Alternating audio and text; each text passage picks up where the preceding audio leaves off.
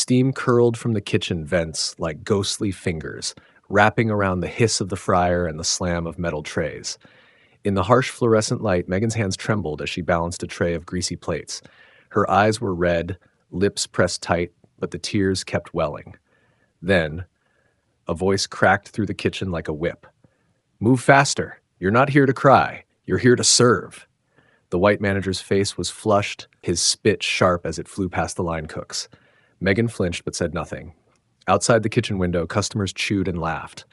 Not one of them knew the storm boiling behind the door, but someone had just walked in, and she was watching, silently. Before we dive deeper into this shocking story, drop a comment letting us know where you're watching from. And if you're into gripping stories like this one, make sure to hit that subscribe button so you never miss an update.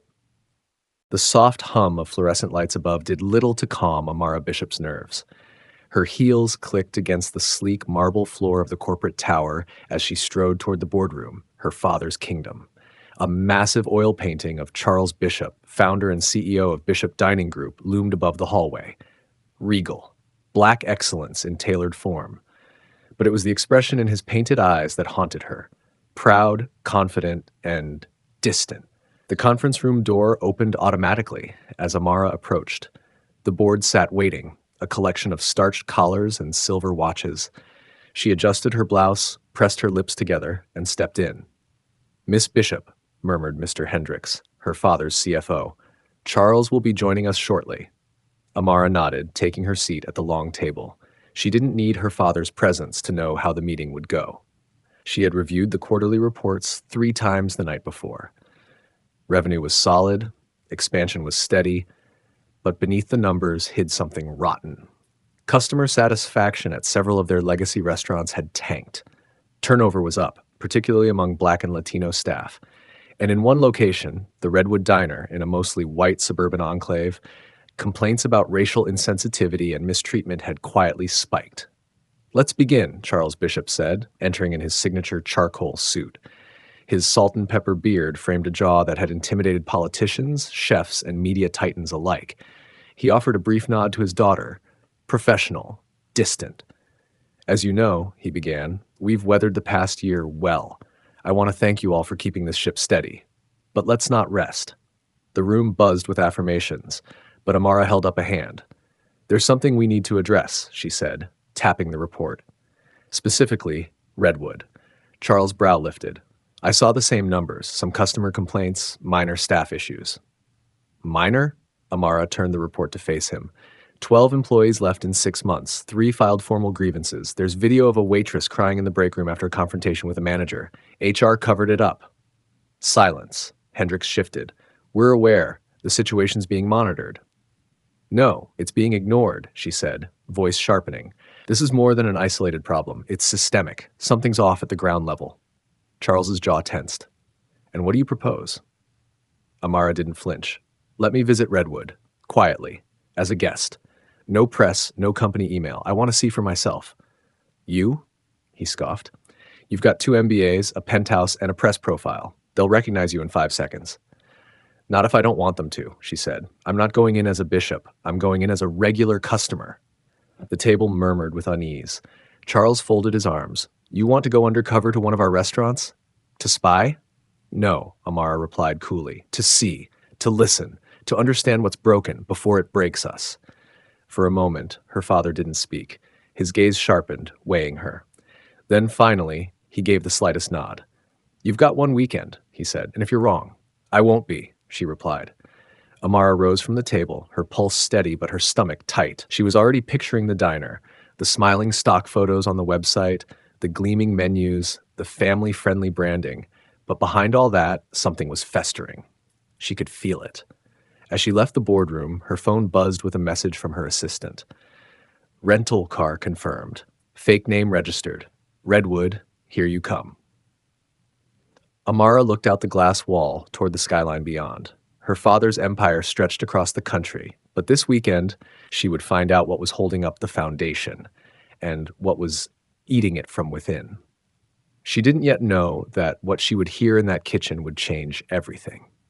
The dusty outskirts of Redwood, nestled just outside Birmingham, had the quiet charm of a town untouched by time, and not always in a good way. Main Street looked like a postcard from the 1980s. A barber shop with a faded pole, a bakery with a hand-painted sign, and right at the corner, standing like a holdover from another era, was the Redwood Diner. It looked exactly like it did in the brand photos, but less polished in person. A neon sign buzzed faintly over the door. The front windows were clean but smudged in the corners, and the awning, once white and red, now dulled into pink and gray. A family with two young kids exited the diner as Amara pulled up, her rented Ford Fusion humming to a stop by the curb. She glanced at herself in the rearview mirror. Gone were the sleek curls and red lipstick of the boardroom. Her long hair was pulled into a loose bun, tucked under a plain beanie. Oversized glasses with non-prescription lenses obscured her high cheekbones. Her complexion was smooth and dark, but without makeup, her features looked softer, younger, and more forgettable. A second-hand army green jacket, plain black jeans, and sneakers completed the look. She looked like a grad student on a road trip, or maybe someone passing through on her way to something better. Perfect. She checked the name on the diner app one more time. Mari King. She'd created a profile, placed a reservation under that name, and even liked a few of their Instagram posts. No ties to Bishop Dining Group. Just a black girl grabbing lunch on a solo trip. As she walked in, the subtle change in atmosphere hit immediately. The cheerful chime of the entry bell clashed with the flat, distracted greeting from the hostess, a white girl, maybe 18, who barely looked up from her phone. "Table for one?" "Yes," Amara said softly.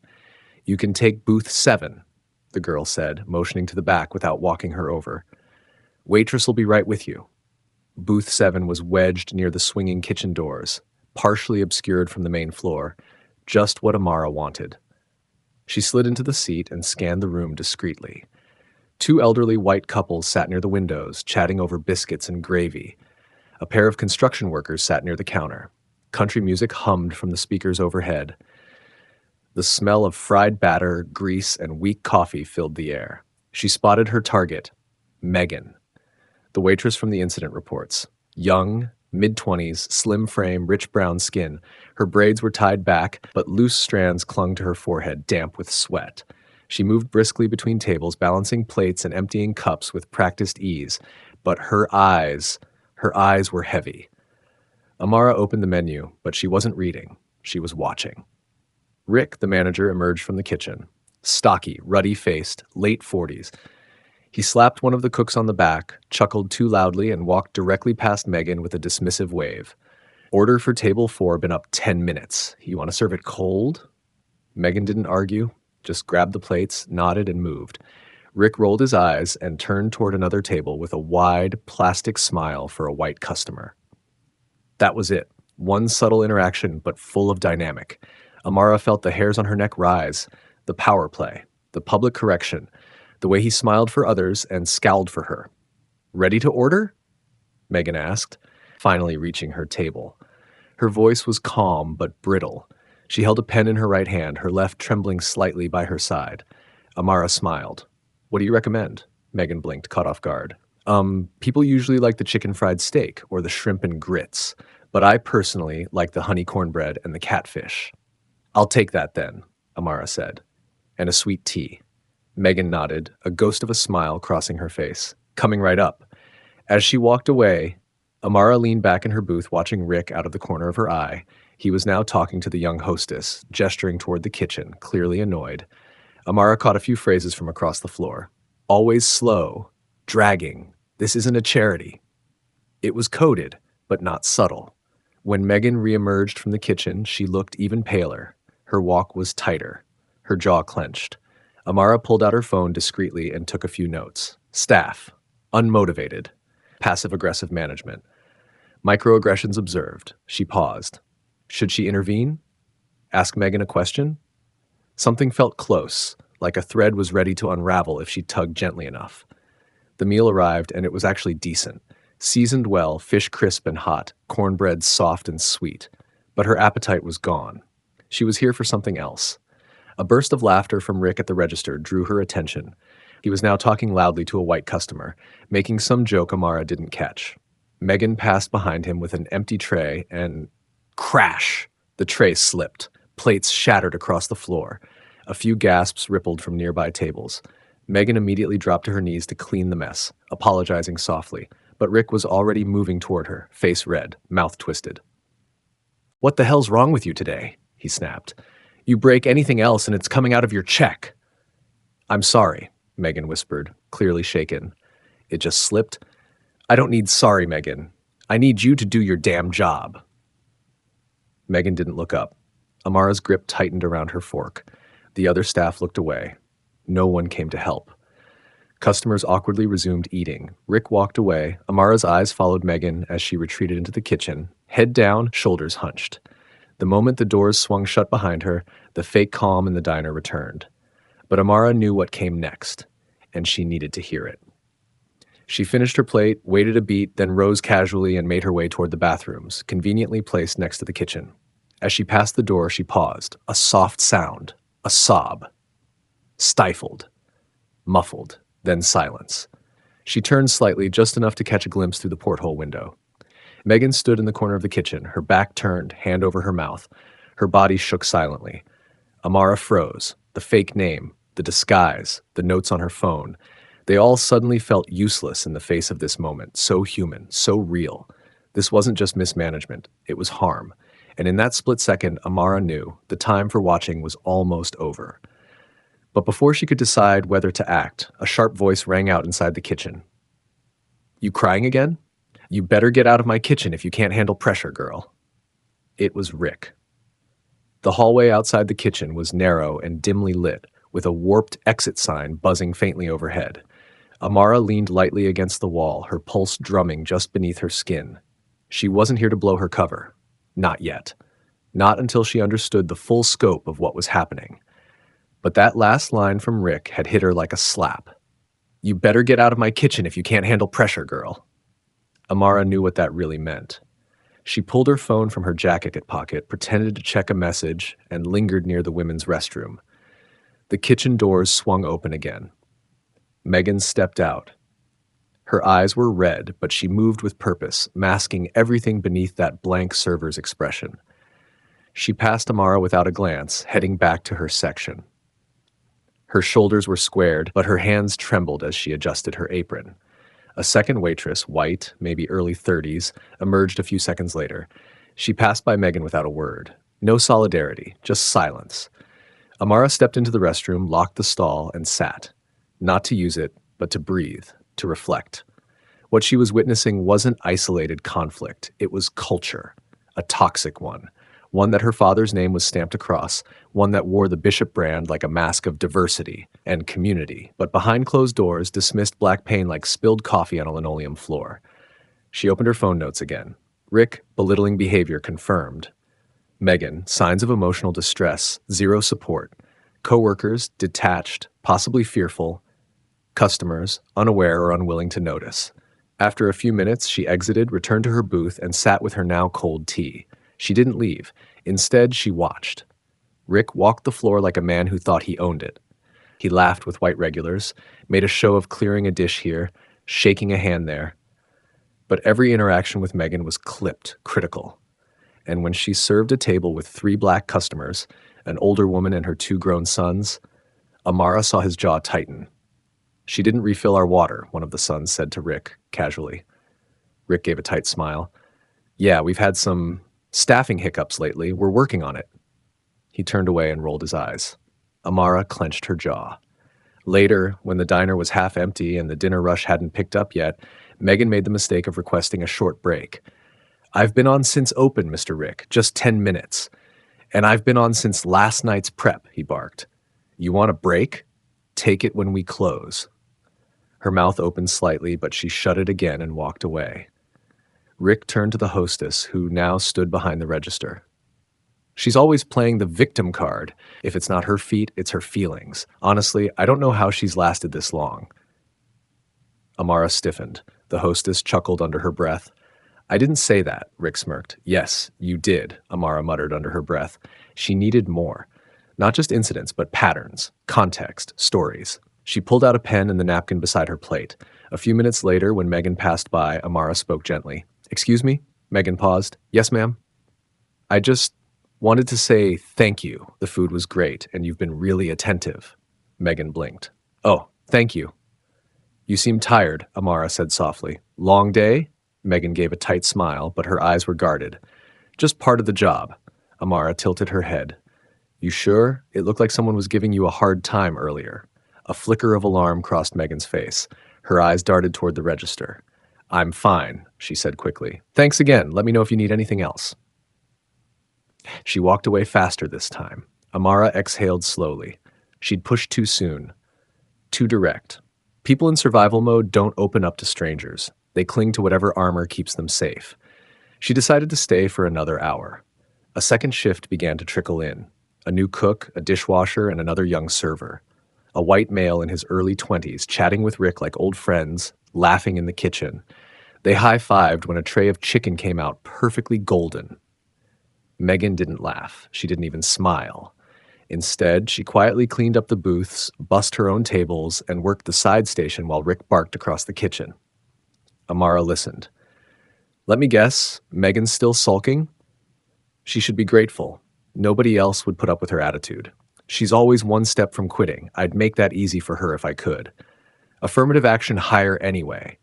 The last one wasn't even whispered. Amara froze. It wasn't just a bad manager. It wasn't just exhaustion. This was abuse, casual, systemic, and racialized. And everybody heard it. Nobody said a word.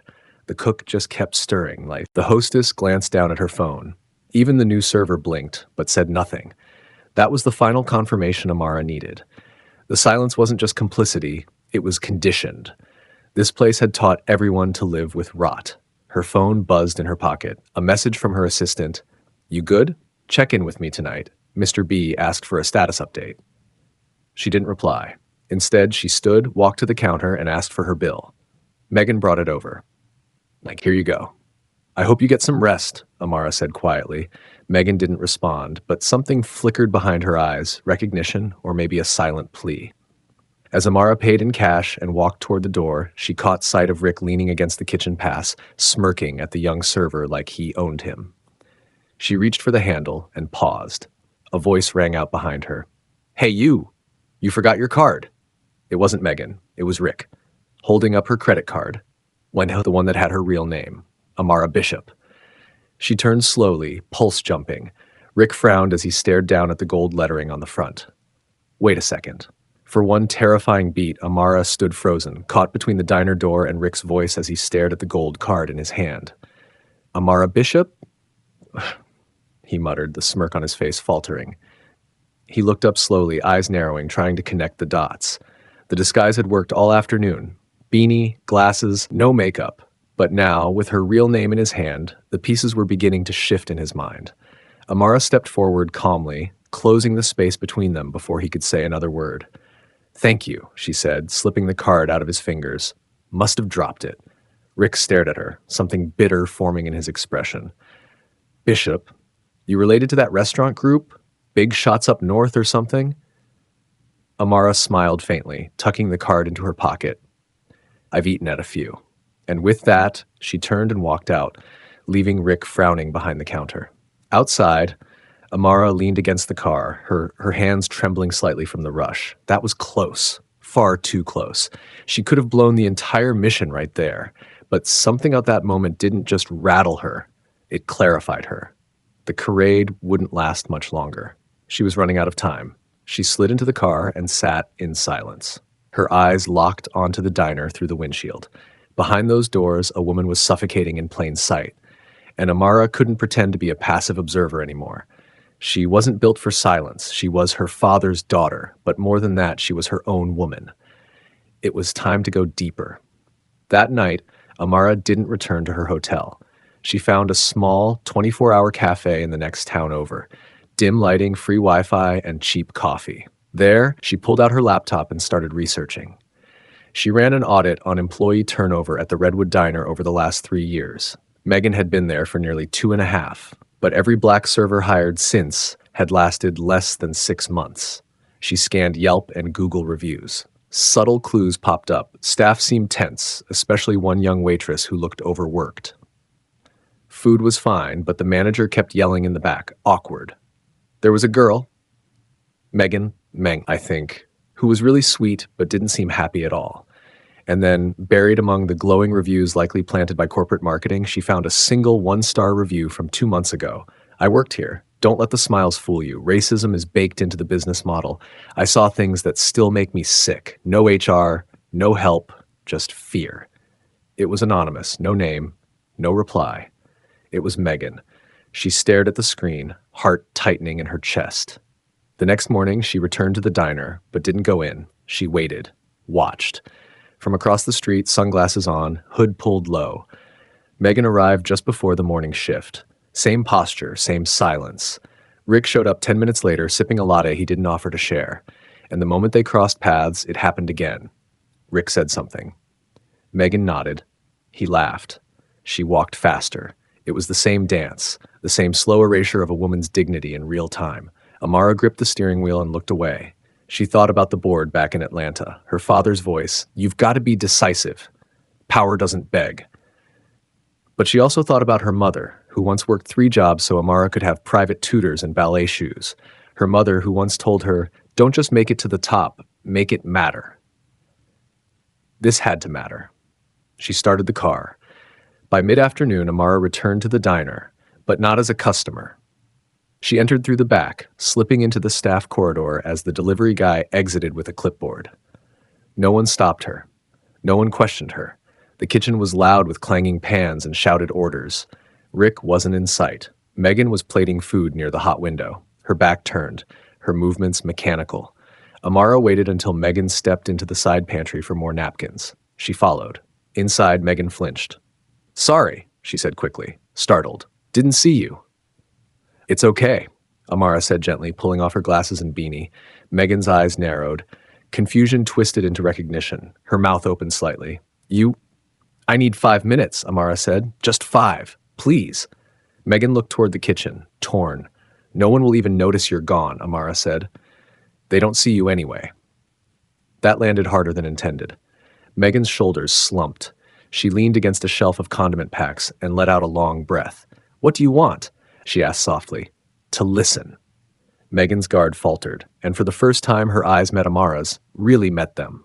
"No one ever listens here," she said. "Not unless you yell, and then you're the problem." Amara stayed quiet, letting her speak, letting her choose the moment.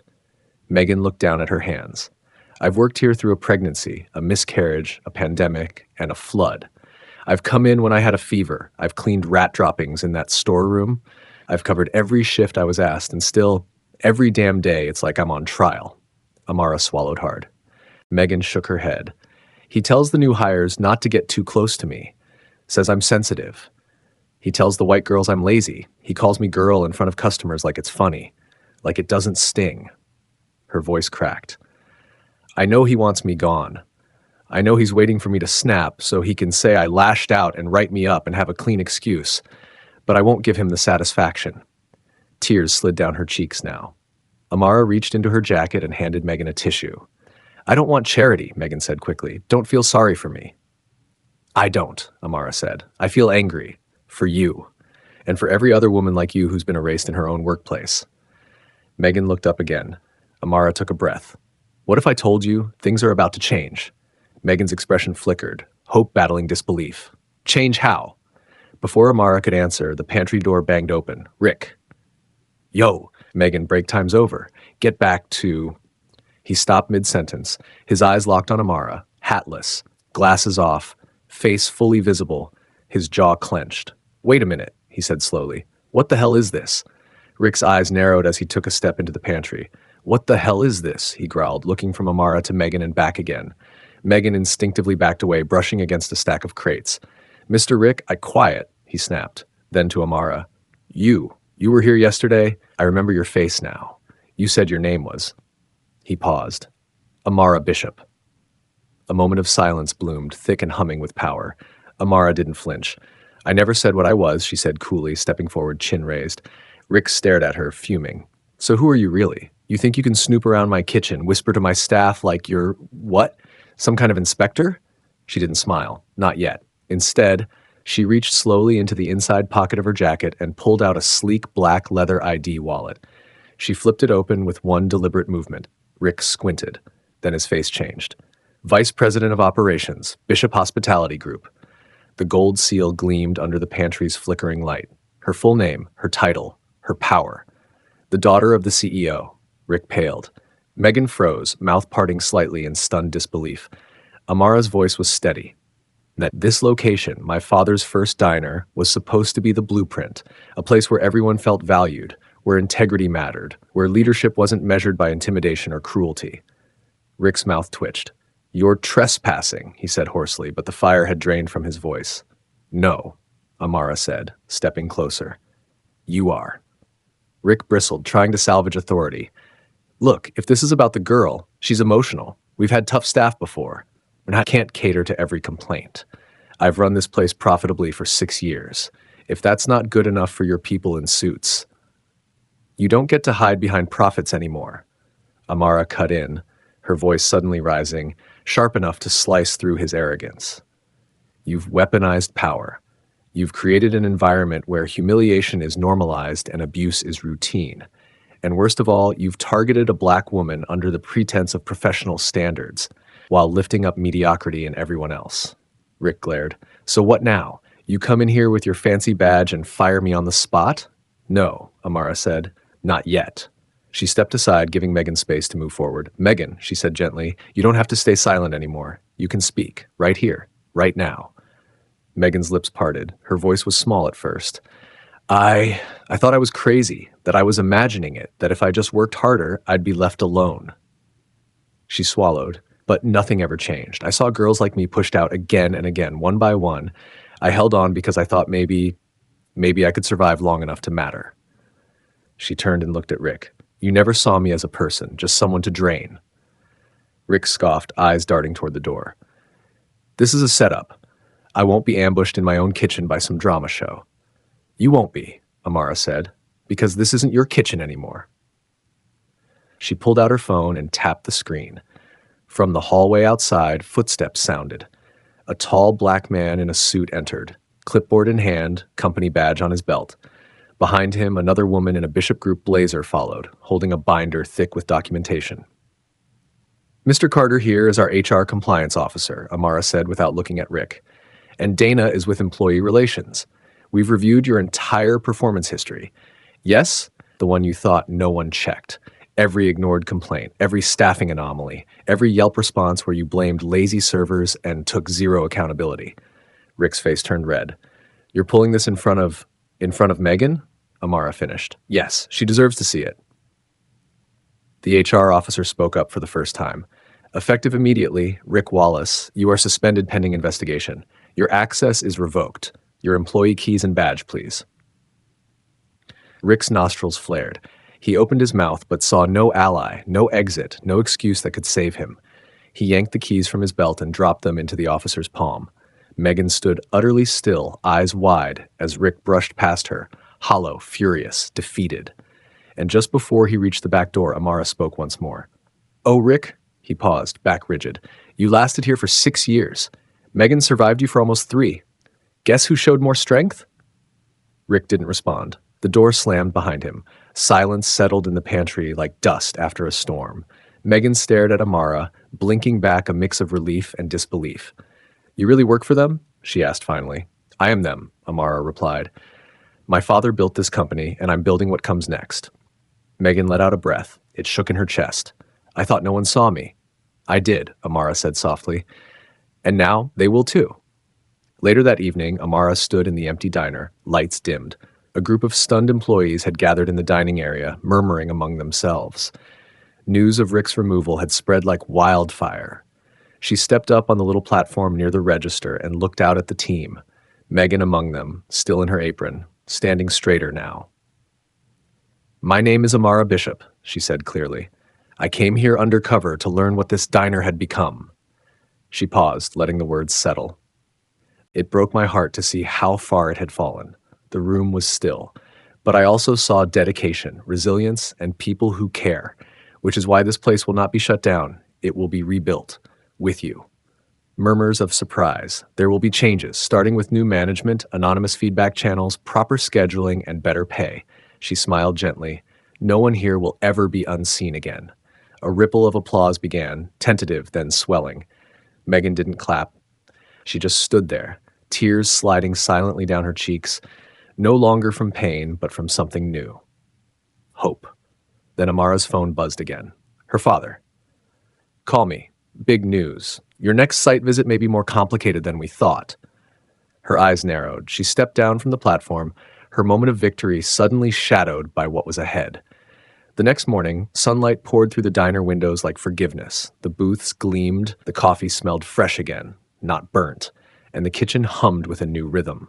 No more slamming doors, no barked orders, only music playing softly from the speakers and the warm murmur of possibility.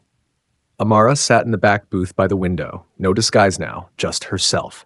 Hair pulled back, Bishop Hospitality pin gleaming on her lapel. Her laptop was open beside a mug of black coffee, and a clipboard sat neatly across from her. She was staying longer this time. The transformation wouldn't happen from behind a screen in a high-rise office.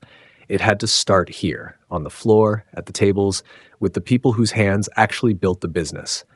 And people were noticing. A young line cook named Carla had approached her earlier to suggest a better system for food waste.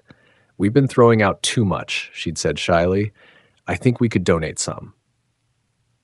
Amara had written it down. "Good idea. You just earned your first team lead meeting next Thursday." Megan arrived just after noon, looking different already. Straighter posture, brighter eyes, her uniform clean and crisp. She moved through the room not like someone trying to disappear, but someone beginning to take up space. Amara waved her over. "How are you holding up?" she asked gently. Megan hesitated, then smiled. "Honestly, better than I thought. I slept through the night for the first time in months." They both laughed softly. "I can't thank you enough," Megan said. "You don't have to," Amara replied, "but if you're ready, I'd like to offer you a promotion. Front of house lead. You'd work directly with me, shape the experience, raise the bar." Megan blinked. "Me? But I don't—" "Yes," Amara said. "You. Because you've seen the worst of this place and stayed, now you get to help make it what it was meant to be." Megan nodded slowly. "Okay, I'm ready." Just then the front door chimed. An older man stepped in, tall, dark-skinned, with silver in his beard and a familiar, quiet command in his stride. He wore a blue linen suit, no tie, and a proud gleam in his eye. Amara stood immediately. "Dad." "Dad." Jacob Bishop smiled, and the two hugged warmly. "Not bad," he said, looking around. "The place already feels lighter." "I thought you might say that." He took in the revised menu chalkboard. The staff moving without tension, the sense of community returning. "I read the report," he said. "Rick's been terminated permanently. Legal is drafting the equity audit policy you proposed. The board's impressed, Amara." She nodded, her tone steady. "It's not just about this one diner, Dad. It's about the ones like it, the forgotten corners of our empire, where bad culture hides under good margins." Jacob's expression sobered. "I started this company with one grill and a promise to do better than the world expected from us. You're holding me to that." Amara smiled. "I'm holding us to it." They sat for a few minutes, watching as Megan helped a customer refill their coffee and offered a joke that actually earned a laugh. Then Jacob leaned forward. "I didn't just come to congratulate you," he said, voice lowering. "There's something else, something big." Amara's brow lifted. "What is it?" "There's a new site, out west, our fastest growing branch. But the reports are conflicting. Numbers are great, but the culture's off. Something's wrong." He slid a thin file across the table. Some employees left without notice. An anonymous whistleblower hinted at internal discrimination. No names yet, but it's sensitive. Might be deeper than just bad management. Amara opened the file, scanning the early report. She stilled. One name jumped out. The executive in charge of the location, Lena Carter, former COO of a rival company, known for tight control and secrecy. "She was grandfathered in through that merger," Amara murmured. "We never vetted her fully." Jacob nodded. "You up for another undercover assignment?" Amara's eyes flickered, something igniting behind them. "I'm not just up for it," she said. "I'm already packing my suitcase." Jacob smiled, proud but knowing. "Be careful, baby girl. You shake trees too hard, snakes fall out." Amara leaned back, fire rising in her voice. "Good, I've got boots." They stood. The diners bustled around them. Megan waved from the counter, already settling into her new leadership. The energy had shifted, not a miracle, but a movement. One diner down, 100 more to go. Amara stepped out into the afternoon sun, already dialing her assistant. "Book me a one-way ticket," she said, "and don't mark it under my real name." The door swung shut behind her, and with it, the last echoes of the old regime faded. The undercover CEO daughter was back in the field, and this time the system itself was about to get audited. Lessons learned from the story. 1. Leadership is about accountability, not control. True leadership isn't about barking orders or intimidating staff. It's about creating an environment where people feel safe, seen, and valued. Amara showed that leadership starts with listening and ends with action. 2. Silence in the face of injustice is complicity. The quiet acceptance of Megan's mistreatment by other staff wasn't neutrality. It was learned helplessness. This story reminds us that culture is shaped by what we allow, ignore, and normalize. 3. Black women deserve to be seen and heard. Megan's pain was invisible until someone chose to truly see her. Her resilience and grace in the face of emotional abuse are a reflection of the silent strength many Black women carry every day. 4. Change requires proximity and courage. Amara didn't try to fix the system from behind a desk. She stepped into it, disguised and vulnerable, because real change begins where the harm happens. 5. Justice is not a moment, but a movement. Removing Rick wasn't the end. It was the beginning of something bigger, a system-wide audit, a culture reset, and a commitment to protect workers across the board. Enjoyed this powerful story? Then do us a favor. Like this video if you believe every worker deserves dignity. Comment your thoughts. Have you ever witnessed or experienced injustice like this? Let's talk. Share this story with someone who needs to hear it, because silence protects systems, but stories spark change. Subscribe to Untold Touching Stories for more cinematic, emotionally charged narratives that uncover truth, justice, and the human spirit. Don't forget to hit that notification bell so you never miss an episode of real, raw, and righteous storytelling. Together, we give voice to the unheard.